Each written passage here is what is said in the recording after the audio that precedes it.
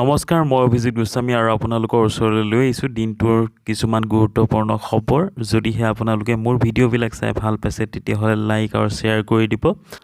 যদি আপোনালোকে মোৰ চেনেলটো নতুনকৈ আহিছে তেতিয়াহ'লে ছাবস্ক্ৰাইব কৰি ছাইডৰ বেল আইকনটো দবাই দিব যাতে মোৰ ভিডিঅ'ৰ ন'টিফিকেশ্যনবোৰ আপোনালোকৰ মোবাইলত আহি থাকে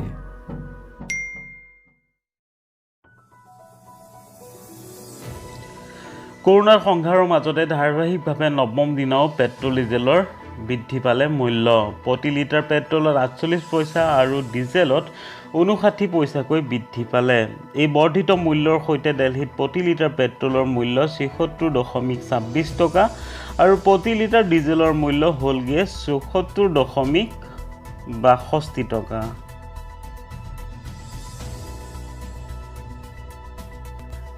দিন দুপৰতে নৃশংসভাৱে হত্যা কৰা হ'ল এজন যুৱকক গুৱাহাটীৰ নুনমাটি নৃশংসতাৰ বলি হৈ মৃত্যুক আঁকোৱালি ল'ব লগা হ'ল ঋতুপৰ্ণ পেগুৰ নামৰ এই যুৱকজন আৰু পিতৃহাৰা হ'ল ঋতুপৰ্ণ পেগুৰ 9মহীয়া কণমানি সন্তান আৰু এই সন্তানৰ দায়িত্ব ল'বলৈ আগবাঢ়ি আহিল কৃষ্ণগুৰু ফাউণ্ডেশ্যন ট্ৰাষ্ট উল্লেখযোগ্য যে যোৱা শুক্ৰবাৰে গুৱাহাটীৰ নুনমাটিত কেইবাগৰাকী পাখণ্ডই দিন দুপৰতে হানিখুচি ঋতুপৰ্ণ পেগুক হত্যা কৰা ঘটনাই সমগ্ৰ ৰাজ্য কঁপাই তুলিছে ঋতুপৰ্ণ পেগুৰ কণমানি সন্তানটোৰ পঢ়া শুনাৰ লগতে সমস্ত দায়িত্ব গ্ৰহণ কৰিলে বৰপেটা জিলাৰ নক্ষত্ৰ আধ্যাত্মিক চিন্তা চৰ্চাৰ কেন্দ্ৰ কৃষ্ণগুৰু সেৱা আশ্ৰমে কৃষ্ণগুৰু সেৱা আশ্ৰমৰ আধ্যাত্মিক গুৰু কৃষ্ণ প্ৰেমানন্দ প্ৰভুৱে গ্ৰহণ কৰে এই সিদ্ধান্ত মানৱ দৰ্দী গুৰু কৃষ্ণ প্ৰেমানন্দ প্ৰভুৱে এই সিদ্ধান্ত গ্ৰহণ কৰাৰ কথা ব্যক্ত কৰে কৃষ্ণগুৰু সেৱা আশ্ৰমৰ কৃষ্ণগুৰু ফাউণ্ডেশ্যন ট্ৰাষ্টে ঋতুপৰ্ণ পেগুৰ কণমানি সন্তান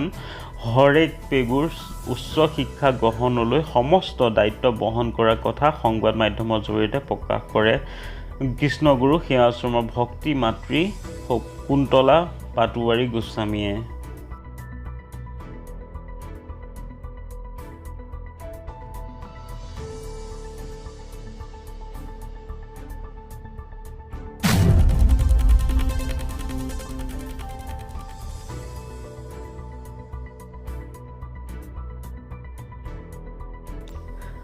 বাঘজানৰ বিধ্বংসী জুই নিয়ন্ত্ৰণৰ বাবে এইবাৰ কাম কৰিব ভাৰতীয় সেনাই বাঘজানৰ ঘটনাস্থলীলৈ যাবলৈ সেনাই নিৰ্মাণ কৰিব এখন বিশেষ দলং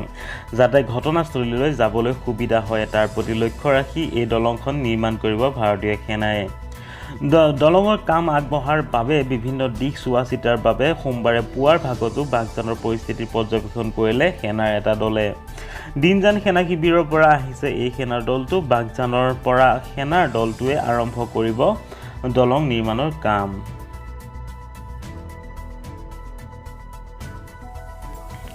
ৰাজ্যত দ্ৰুতগতিত বৃদ্ধি পাইছে কৰোনাত আক্ৰান্তৰ সংখ্যা যোৱা দেওবাৰে ৰাজ্যত কৰোনা আক্ৰান্তৰ সংখ্যাই 4 সহস্ৰাধিক ঘৰ অতিক্ৰম কৰাৰ পাছত সোমবাৰে দিনৰ 12 বজাত পুনৰ 40গৰাকীৰ দেহত ধৰা পৰিছে কৰোনা ভাইৰাছ নতুনকৈ কৰোনাত ধৰা পৰা এই 40গৰাকীৰ ভিতৰত 31গৰাকী যোৰহাটৰ 3গৰাকী ধেমাজিৰ 2গৰাকী বিশ্বনাথৰ 2গৰাকী ধুবুৰীৰ আৰু লখিমপুৰ ডিব্ৰুগড় ক্ৰমে একজনগৰাকী লোক এই বৰ্ধিত সংখ্যাৰ সৈতে ৰাজ্যৰ কৰোনাত আক্ৰান্তৰ সংখ্যা বৃদ্ধি পালে 4158লৈ ইফালে বিগত 24 ঘণ্টাত ভাৰতত কৰোনা আক্ৰান্ত হৈছে 11502গৰাকী লোক আৰু এই সময়ছোৱাত মৃত্যু হৈছে 325গৰাকী কৰোনাৰ ৰোগীৰ কেন্দ্ৰীয় স্বাস্থ্য আৰু পৰিয়াল কল্যাণ মন্ত্ৰালয়ে সাদৰি কৰিছে এই তথ্য মন্ত্ৰালয়ে সাদৰি কৰা অনুসৰি ভাৰতত 3,32,424গৰাকী লোক কৰোনাত আক্ৰান্ত হৈছে ইয়াৰে কৰোনামুক্ত হোৱা ৰোগীৰ সংখ্যা হৈছে 1,69,789 জন লোক বৰ্তমানলৈ ভাৰতত মৃত্যু হোৱা লোকৰ সংখ্যা 9,520গৰাকী লোক খেল ৰত্ন সন্মানৰ বাবে ধিং এক্সপ্ৰেছ নামে খ্যাত হেমা দাসৰ নাম মনোনীত কৰা হৈছে 20 বছৰীয়া এই এথলীটগৰাকীৰ নাম মনোনীত কৰাৰ বাবে অসম চৰকাৰে ক্ৰীড়া মন্ত্ৰালয়ক কৰিছে অনুৰোধ 2020 বৰ্ষত 6গৰাকী খেলুৱৈৰ নাম খেল ৰত্নৰ বাবে মনোনীত কৰা হৈছে হেমা দাসৰ উপৰিও মনোনীত কৰা হৈছে ৰোহিত শৰ্মা নীৰজ চোপ্ৰা বিনেশ ফোগাট মণিকা বাট্ৰা আৰু ৰাণী ৰামপালৰ নাম সন্নিৱিষ্ট কৰা হৈছে খেল ৰত্ন সন্মানৰ বাবে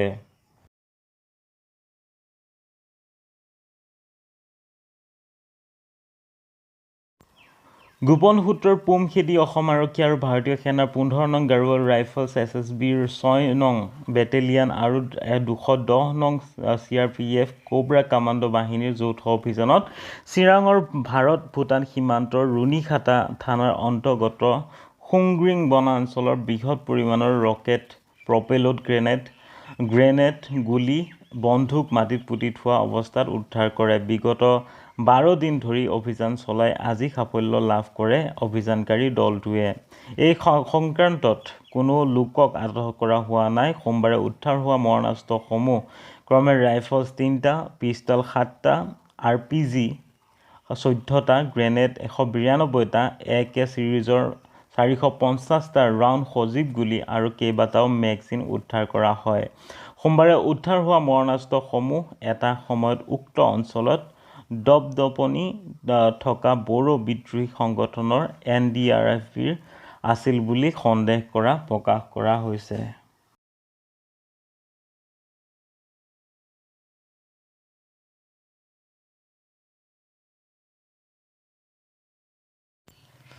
মহানগৰীত অব্যাহত আছে নিষিদ্ধ ড্ৰাগছৰ ৰমৰমীয়া বেহা। গড়চুক আৰক্ষী আৰু ক্ৰাইম ব্ৰাঞ্চে গোপন সূত্ৰে পুম খেদি লালুংগাঁৱৰ এটা ভাড়া ৰুমৰ পৰা জব্দ কৰে বহু পৰিমাণৰ ড্ৰাগছ। নগদ ধনৰ লগতে গ্ৰেপ্তাৰ কৰিছে 2 মহিলা সৰবৰাহকাৰী। ধৃত এই 2 মহিলা ক্ৰমে মোকালমোৱা কালাচৰৰ নুৰজাহানা বেগম আৰু গণেশপাৰাৰ ৰিয়া দাস। দীৰ্ঘদিনৰ পৰা ড্ৰাগছৰ ব্যৱসায়ত জড়িত আছিলে নুৰজাহানা বেগম।